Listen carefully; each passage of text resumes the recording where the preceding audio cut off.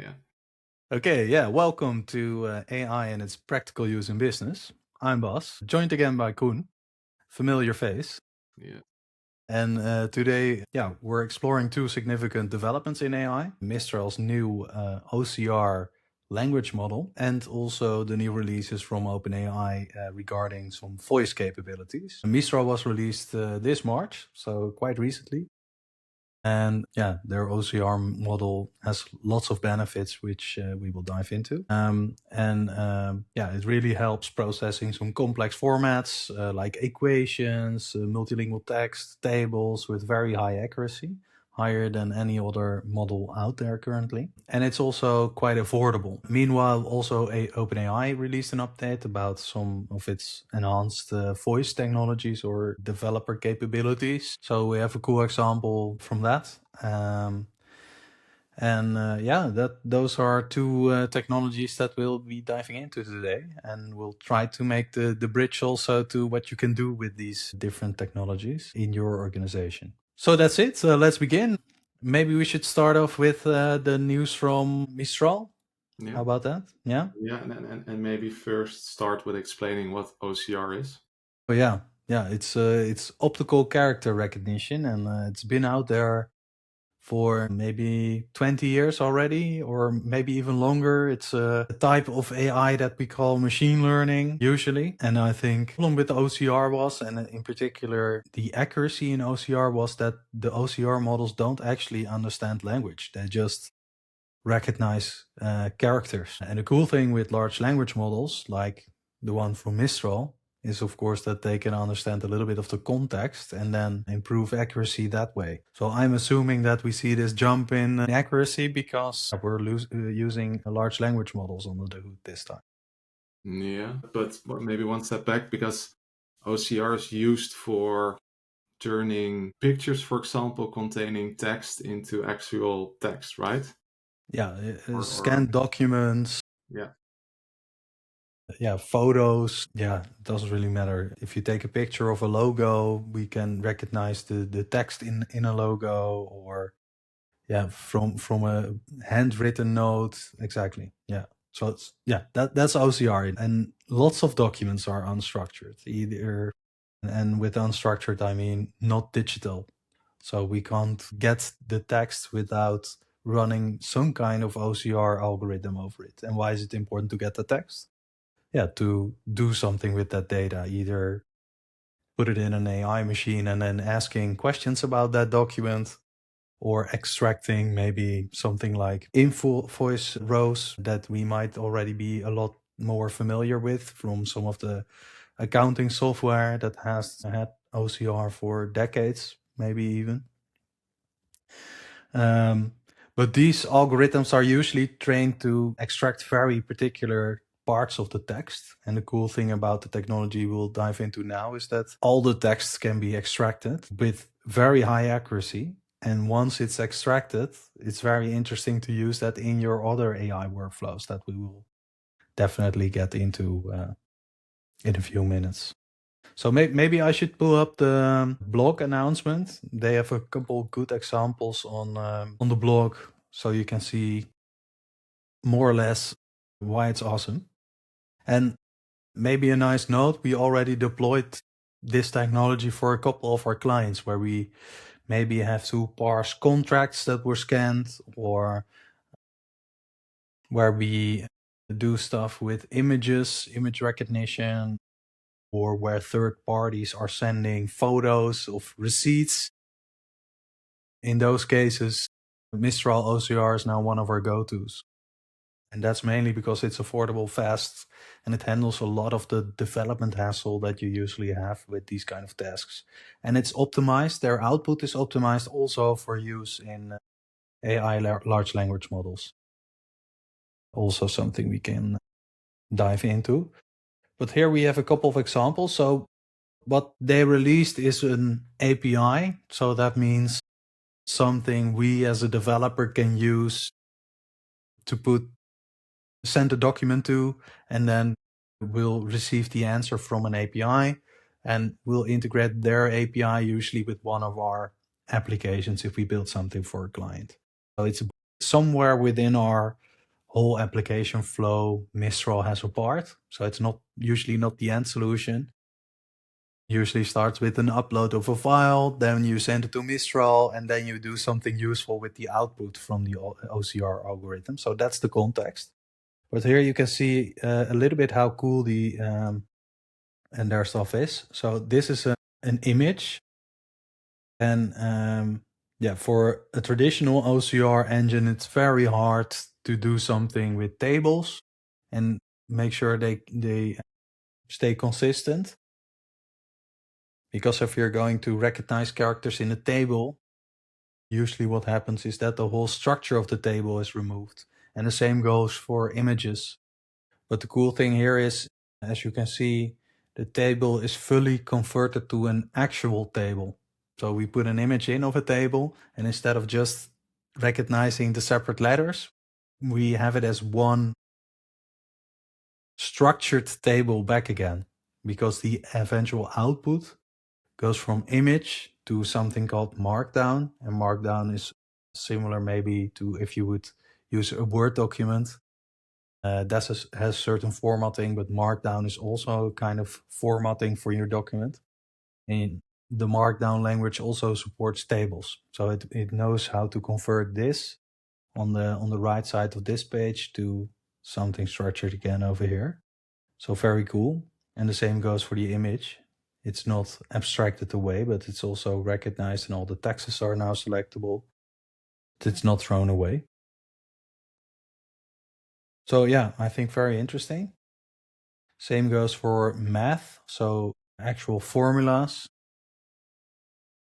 It has support for formulas. So this scan is now fully digital this way by using the OCR engine. Also quite cool. Well, it supports lots of different languages. So that's also something to note. And that's what they are showing over here. And this is also a nice example. So we have a sketchy image as an input. Also at a slight angle. And if you put it through the algorithm, it knows where all the texts are. Even the links are actual links in this document, because it also saw this in the image. So quite remarkable. And then maybe if we look to some of the benchmarks for this model, in the past we've used Gemini 2.0 Flash to recognize some stuff in images, because it's built as a multimodal AI system, which means it supports an input of text or other data, but also images or audio.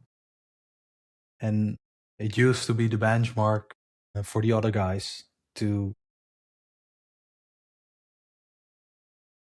for OCR kind of purposes. So you put an image in and you're going to ask AI questions about this image. But as you can see, if you measure the accuracy, Mistral scores very high in all these benchmarks where they compare input with images and output in text. And then it becomes very accurate. And in particular, the table section is very interesting, like we saw earlier in the example. Yeah, in terms of kind of languages they support lots of different languages. Won't go through all of those, but one thing I would like to end with is that it's also super affordable. So I thought it's $1 per 1,000 pages. So yeah, that means it's very easy to integrate it in any kind of workflow. And after you converted the documents digitally, you can save them in your database, and then the process is done. And then because it's very accurate, it also doesn't need a lot of post-processing in terms of checking all those documents on all the errors. I thought Mistral was releasing all their models open source. Yeah, but this model is not open source. So they recently released another model which they call Mistral Small. This is only available to self-host by contacting them. Probably too valuable to release to the public. No, yeah. Nice, nice. And maybe the comparison to traditional OCR, you explained it a bit earlier, but maybe explain a bit more how traditional OCR works compared to this kind of OCR. Yeah, so I think the traditional OCR tries to figure out which letters are used in an image, for example. And now we're also doing that, but with all the added context of the large language model. So the funny thing is that this model works in two ways. You can either put in a document and say, okay, give me all the text, but you can also use the same model to ask a question about the whole document. And then in the background, probably the same stuff is happening, but that gives you the added benefit of document understanding, which is something that's not been done by the traditional techniques because they only know to recognize characters. They can't answer any questions about the actual contents of the documents. The model understands the document and therefore can better transcribe the document to text. Yeah, because it's not open source, we cannot verify it. But we've had one earlier project for a film museum where we did some speech to text, which is a little bit different. But there we had a prompt that said, okay, now look at all the transcribed text and improve it based on the total context of the story. Yeah. So this was for a movie. And then you saw also a jump in accuracy. I guess they do the same stuff here. So maybe they first use traditional OCR and then ask the language model underneath it to improve it. Yeah, yeah. So it can check its own output and then improve it. Nice, nice.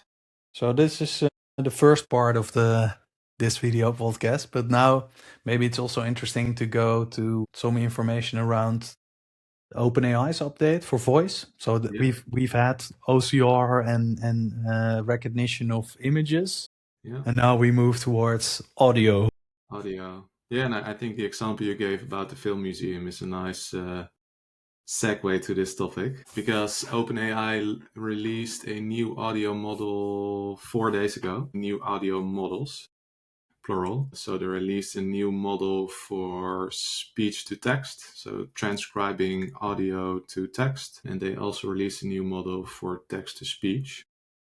Both are available via the API. And they launched a platform called OpenAI FM. Let me share my screen. Their own radio station. Well, it's more a playground to test these new models. So it's just a interface to interact with this new audio model. So here you can select a voice.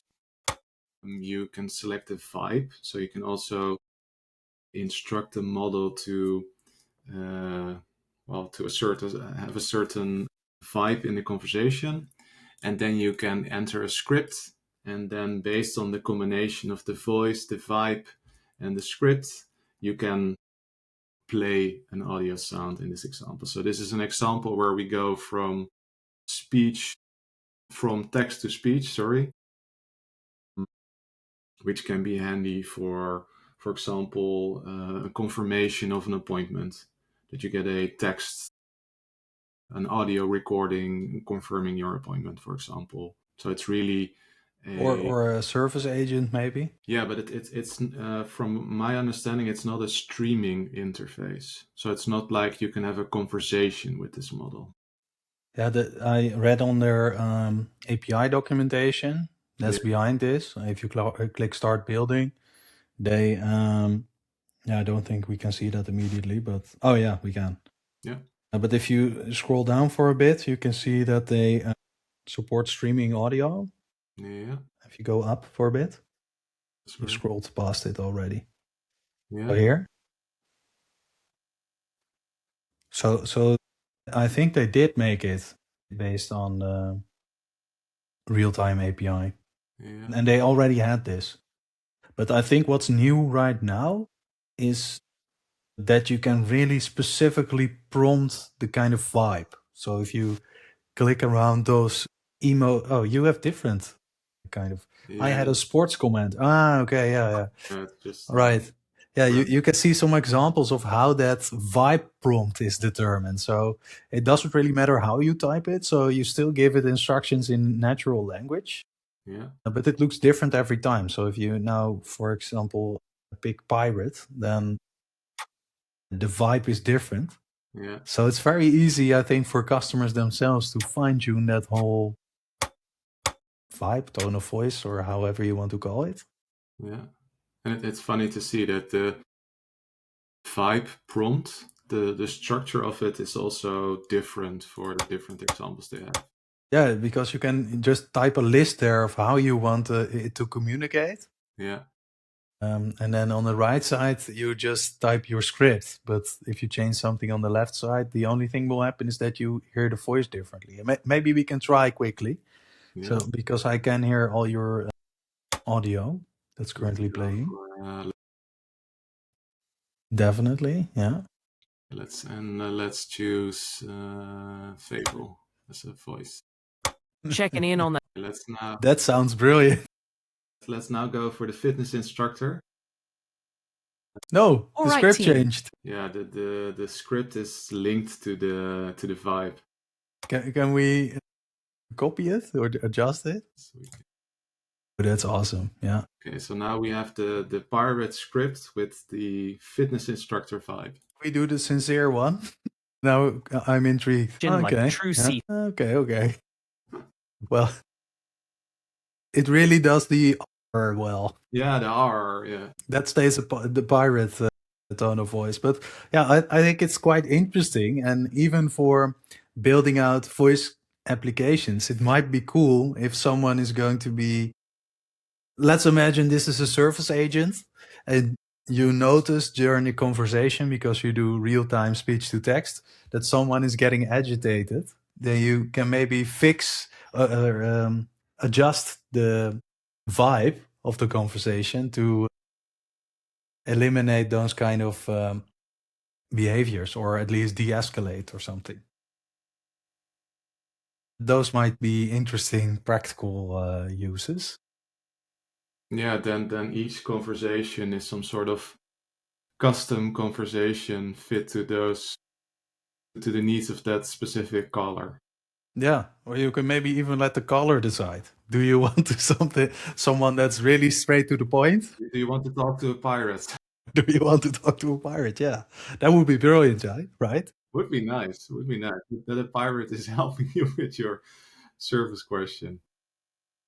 Yeah, but yeah, I think these are quite funny examples. But like you said, it can be really helpful in making more custom conversations in really specific situations. But I also think that the development on the speech to text is also interesting. It's a bit similar to the OCR example where we go from a picture to written text. Here we go from audio to written text, which can be really valuable. For example, clients of ours use it for inspections. So they do inspections, and back in the days, they had an iPad or a notepad where they just wrote stuff down during the inspection, and then went back to the office to type all the things into a report. And now with using these models, we can record the audio of the inspection. So as an inspector, you can just say out loud what your findings are. We record this inspection and then run it through this audio model, to this speech to text model. And then we can extract the text, also using the context of the inspection. So we can add context to the transcribing of this audio file. Maybe also with images, right? Not for the example I know you're talking about, but that might be possible that you combine the transcript with actual images and then give it all to the AI at once to make the best story possible about that inspection. Yeah, well, let's for example, a inspector goes to a company and has to inspect documents. it takes pictures of these documents. We use Mistral OCR to transcribe these transcribe these documents, and we use audio to transcribe this to text, and we can use them relatively to each other to make a better transcription and a better output. Cool. Yeah, and Nice I think combination. and I think that's the cool thing of our job, that we can just combine all these different models and applications into one solution. So I think that's the big advantage from how do you call it? We don't have a lock-in on a specific platform like Azure, Power Apps, etc.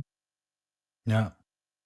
We can You just can work with anyone and Yeah. choose the best models and technology for the specific use case. Yeah. Or the specific AI agent. Okay. Yeah, I think we